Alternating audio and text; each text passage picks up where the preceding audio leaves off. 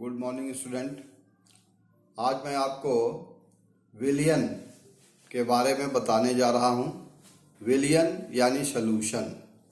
विलयन किसे कहते हैं, विलयन के कितने प्रकार होते हैं, विलयन की सांद्रता कैसे ज्ञात की जाती है और विलयनों के अणुसंख्य गुणधर्म, यह सब इस चैप्टर के अंतर्गत हम लोग पढ़ेंगे।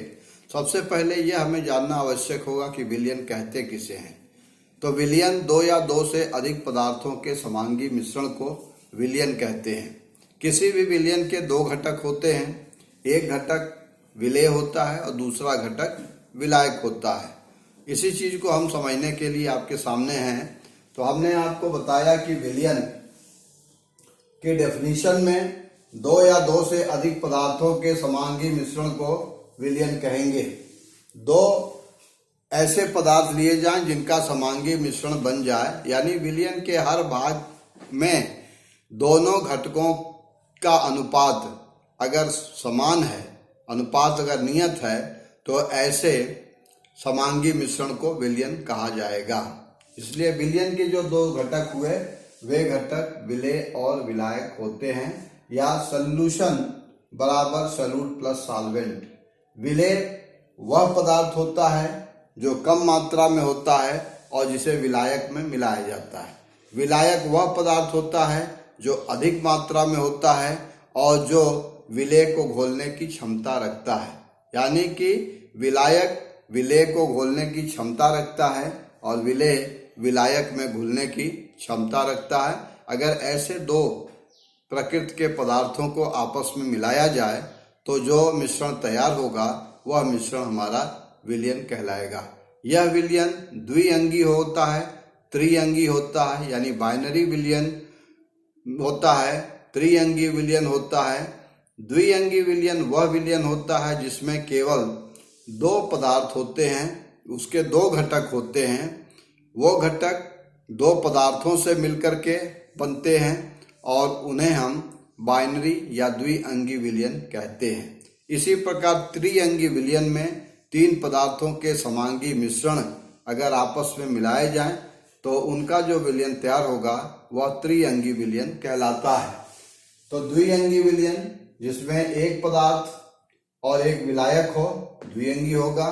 त्रिअंगी विलयन दो पदार्थ एक विलायक हो या एक विलायक दो पदार्थ हो, ऐसे विलयन त्रिअंगी विलयन कहलाएंगे। विलयनों के प्रकार।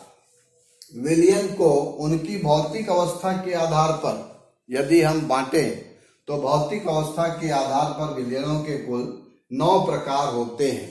ये 9 प्रकार क्या हैं? चूंकि हम जानते हैं कि पदार्थों की 3 अवस्थाएं होती हैं, ठोस, द्रव और गैस, सॉलिड, लिक्विड और गैस।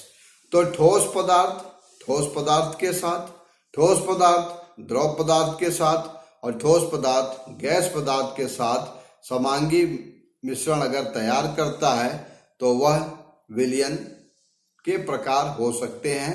इस प्रकार से यदि 3 तरह के पदार्थ हैं और विलयन के दो घटक विलेय और विलायक, उनको आपस में विलयन बनाया जाए तो इस तरह से कुल 9 प्रकार के विलयन बनते हैं। वे 9 प्रकार के विलयन कौन कौन से हैं?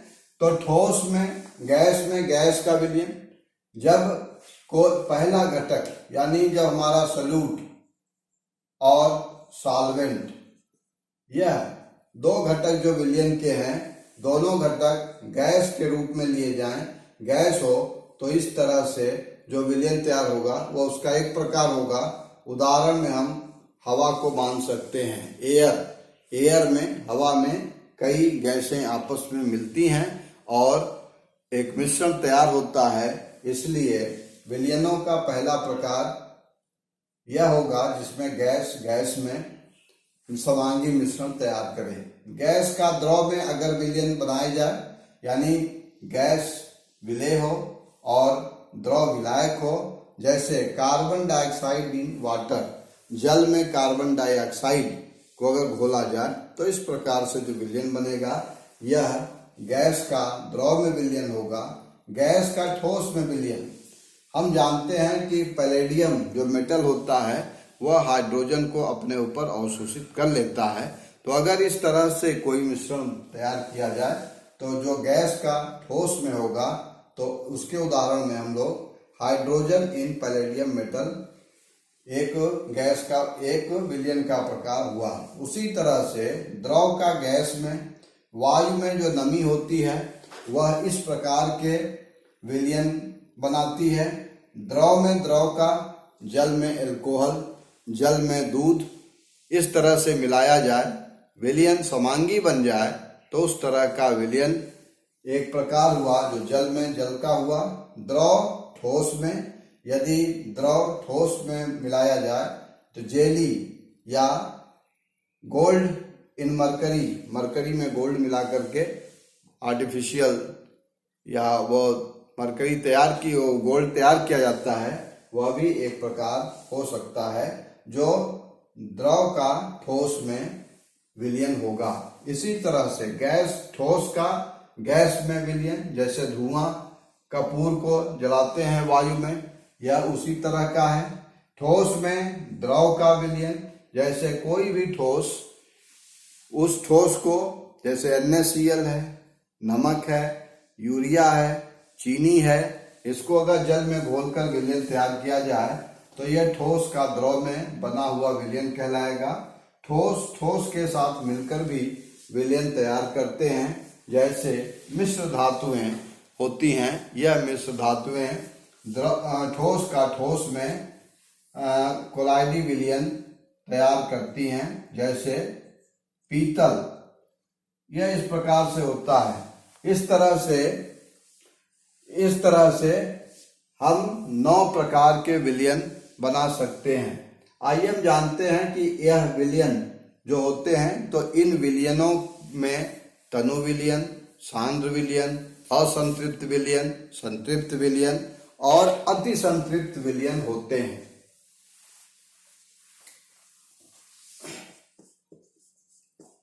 तनु विलयन तथा सांद्र विलयन। Dilute solution and concentrated solution. तनु विलयन वह विलयन होगा जिसके इकाई आयतन में कम मात्रा में कोई विलेय घुला हो, वह तनु विलयन कहलाएगा। सांद्र विलयन वह विलयन होगा जिसके इकाई आयतन में विलेय की अधिक से अधिक मात्रा घोली जा सके, वह सांद्र विलयन होगा। इसी प्रकार अति संतृप्त विलयन, असंतृप्त विलयन, अनसैचुरेटेड सॉल्यूशन तथा संतृप्त विलयन, सैचुरेटेड सॉल्यूशन।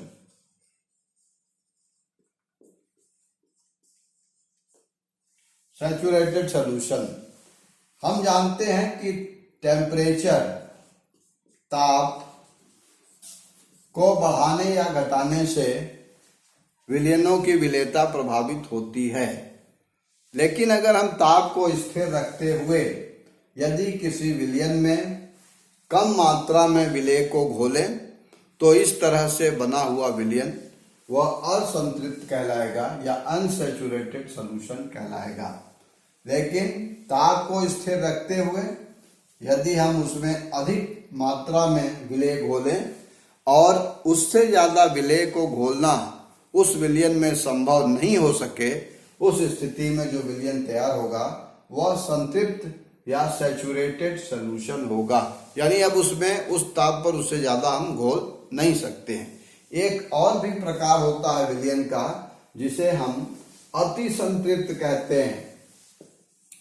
अति संतृप्त विलयन या सुपर सैचुरेटेड सॉल्यूशन कहते हैं। यह वह विलयन होता है जिसमें किसी ताप पर विलेय पदार्थ की मात्रा घोलकर जो संतृप्त विलयन तैयार होता है उसमें ताप बढ़ाकर और अधिक विलेय की मात्रा को घोला जा सकता है। यानी कि अगर ताप बढ़ाकर और अधिक विलेय उसमें घोलना संभव हो तो इस प्रकार बना विलयन अति संतृप्त विलयन या सुपर सैचुरेटेड सॉल्यूशन कहलाता है। क्योंकि जब ताप कम होगा तो जो अधिक मात्रा में घुला हुआ पदार्थ है, विलेय है, वह पुनः ठोस अवस्था में उस विलयन में हमें दिखाई पड़ने लगेगा। किसी भी विलेय को जब हम विलायक में घोलते हैं तो कितना विलेय उस विलायक में घोला जा सकता है, इसके मेजरमेंट को विलेयता कहा जाता है, पदार्थों की विलेयता। कोई भी विलयन जिसमें विलेय विलायक में घुलकर विलयन तैयार होता है तो विलायक की एक निश्चित मात्रा में विलेय की कितनी मात्रा घुली है इसका निर्धारण हम विलेयता से करते हैं। प्रायः 100 ग्राम विलायक में विलेय की जो मात्रा घुली हुई होती है उसको विलेयता कहा जाता है। और यह विलेयता का मात्रक या उसकी इकाई ग्राम प्रति 100 ग्राम के रूप में ज्ञात की जा सकती है। अब हम आपको बताएं कि विलेयता ताप के बढ़ाने या घटाने पर प्रभावित होती है। ताप के बढ़ाने से सामान्यतः विलेयता बढ़ती है। जब ताप बढ़ाया जाता है तो विलेयता बढ़ती है, यानी विलेयता सॉल्युबिलिटी पर ताप का प्रभाव, effect of temperature on solubility. सामान्यतः विलेयता बढ़ती है,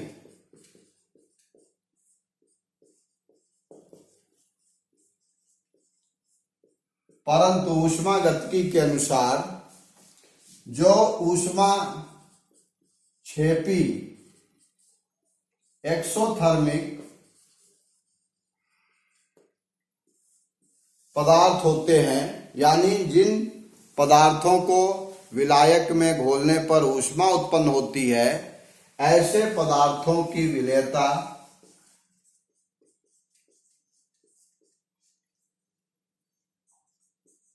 घटती है।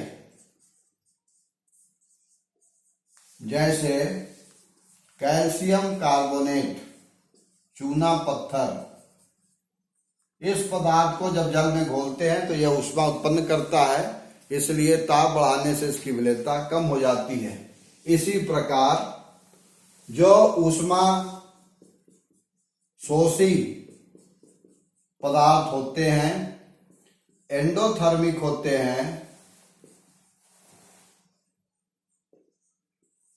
यानी जिन पदार्थ विलयन में घोलने पर ऊष्मा अवशोषित करते हैं, ऐसे पदार्थों की विलेयता ताप बढ़ाने पर बढ़ती है।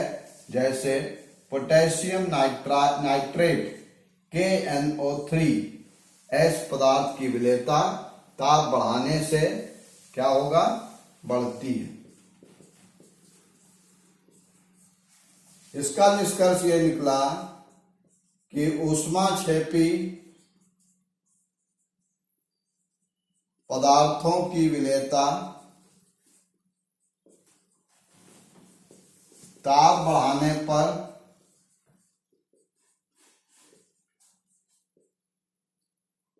घटती है, जबकि ऊष्मा शोषी पदार्थों की विलेयता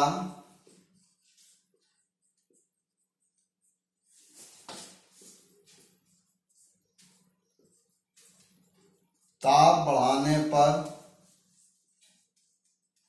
बढ़ती है। तो आपको समझ में आ गया होगा विलयन दो घटकों से बना हुआ कोई समांगी मिश्रण। विलयन के प्रकार 9 प्रकार के विलयन और उनकी विलेयता, यह आज हमने आपको बताने का प्रयास किया है। आशा है आप इसको भली भांति समझ गए होंगे। Thank you.